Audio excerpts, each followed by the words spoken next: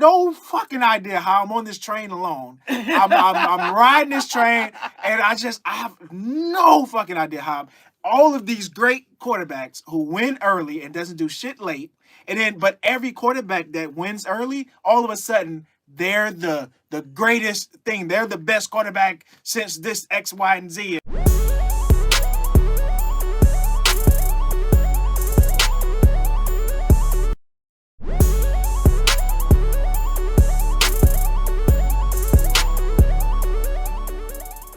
Pete, we got the Super Bowl coming up, man. Yeah, I'm excited for this game. I'm not as excited. Really? I'm more excited about the halftime show. Why? That's a big halftime show, man. You got Snoop Dogg, you got Kendrick Lamar, it's like a black fucking halftime show. It's like, all black acts. This is gonna be crazy. Yeah. But as far as the game is just, I don't know. The Chiefs are my team, so I'd be more hyped that they're in it. You're just bitter that they're not. Not necessarily bitter. It's just those teams, the Rams, I don't know. What would you say is the biggest storyline for this Rams versus the Bengals Super Bowl? The Rams are a star-studded team. They're built to win right now. They assembled all these guys: Von Miller, Jalen Ramsey, Odell Beckham Jr. They've got a developed talent like Cooper Kupp. I think they're a fun, super talented team. I like Sean McVay a lot as a coach. You have the story of Stafford never winning anything worth a damn until now. Right. They're playing at home. And so I think there's a lot of interesting thing that lines up for them to be very interesting. And I really like McVay. I think, and I said it a couple years ago, he's not a Belichick clone, but he's young enough that he could put together a career that you look back and say, damn, this guy might be one of the best to ever do it. Exactly. And it's way early to say that. I get that. He lost the head-to-head to Belichick, but I think that he's in the process of putting together a really impressive coaching career. Then the other side of that, you got Joe Burrow. Who doesn't love Joe Burrow? I mean, this guy just has a confidence about him. And he's fun to watch, and Jamar Chase is incredible. This team has found ways to win difficult games throughout this playoff run. Can they go literally on the road and win a Super Bowl with a second-year quarterback?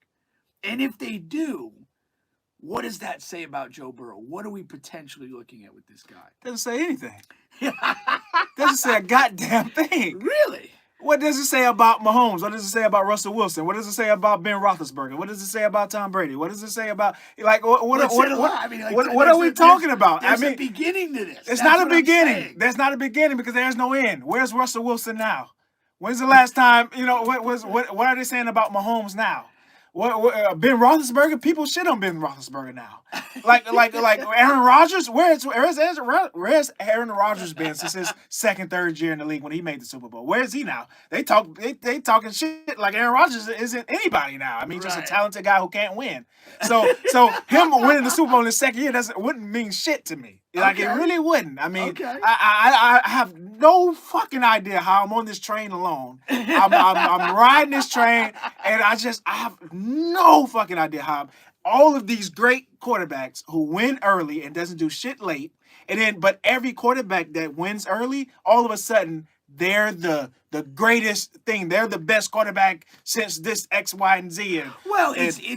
I don't. Why get so hyped when the formula is clear and every good quarterback does it? If not, it makes it to the Super Bowl or wins it. It's really a simple math equation. It's not technical or hard at all. It's just not. I mean, I can name 30 off the top of my head, and I have the worst memory. I don't even know who coochie I ate last night. I have the worst memory. Like, I can name 30 off the top of my head. 30 what? What are we talking about? Quarterbacks who have won in their second or third year in the league on the rookie contract. And then all of a sudden, they haven't been back since. You know what I mean? That's what you got to figure out. I mean, if they're going to become that guy. Well, my thing is, if Joe wins, you know what the narrative is going to be. Joe is the next great quarterback. Right. He's the best quarterback. No, you don't name him that now. Why name him that now? I'm not saying he's the best No, quarterback. no, no, not you, but that well, I will don't be the give a narrative. fuck what other people But say. agree I with don't me. get- That will be the narrative. It always is. I don't care what the narrative is. I look at it through my own lens, and it is. If you win a Super Bowl early in your career, and you're a guy that seems to have a lot of talent, let's see what happens. But Joe is That's- Joe is a really good quarterback. He is. I mean, you can't fucking deny it. I mean, he is. Right. He is. And that's what the intrigue is. See, what can these guys make out of these careers? Yeah. Yeah. That's what you're watching. It- Again, 5 years from now, he could be an injury-ravaged guy who's, trying to revive a fading career. Mm-hmm. Absolutely could happen. But maybe 5 years from now, he's got 2 or 3 rings, and we're talking, on a different level about the guy.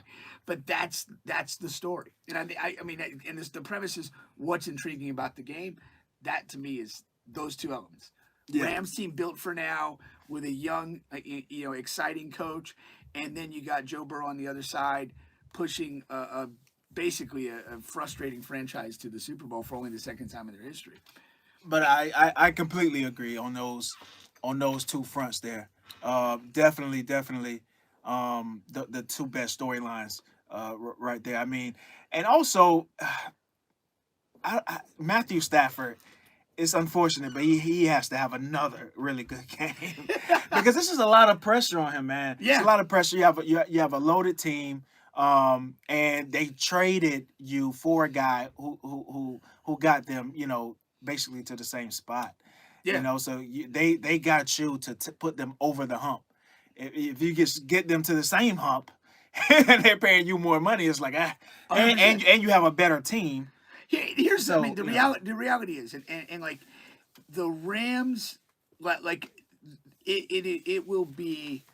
I don't know how much they're favored by, or even if they're favored, but if they lose, it's really a failure. It is, man. Because, again, you bring in Stafford to get you over this particular hump. You get him to win this game. Yeah. And you make the late season moves, the Beckham, the Von Miller to win this game, and you're playing at home against a team that's that's a little bit of an upstart team. It's a bit of an upstart team, and their weakness is signaled to be your strength, right? So the Bengals, the Bengals' weakness is the offensive line. The Rams' strength is their pass rush.